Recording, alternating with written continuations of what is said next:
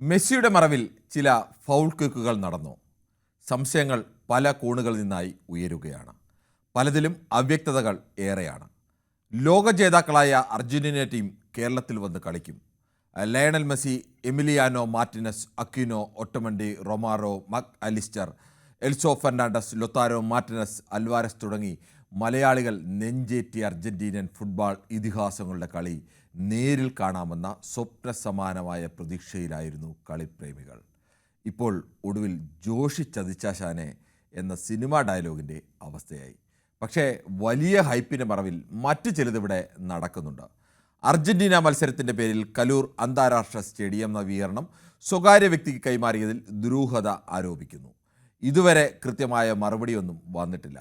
സ്വകാര്യ വ്യക്തി, അതും സാമ്പത്തിക തട്ടിപ്പാരോപണങ്ങൾ നേരിടുന്ന ഒരാൾ, അങ്ങനെ ഒരാളുടെ വാക്കുമാത്രം വിശ്വസിച്ചുണ്ടാക്കിയ കരാർ, ഇതിൽ വ്യവസ്ഥകൾ എന്തെല്ലാമാണ്?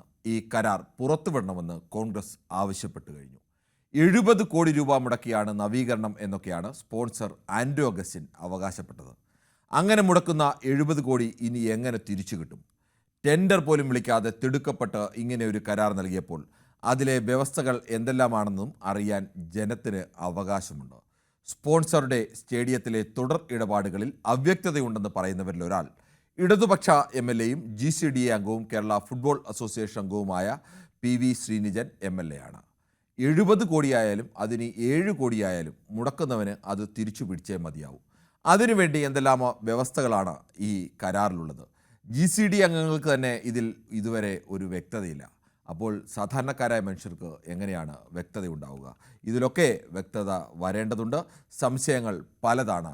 മെസ്സിയുടെ മറവിൽ ഫൗൾ കിക്കുകൾ നടന്നു.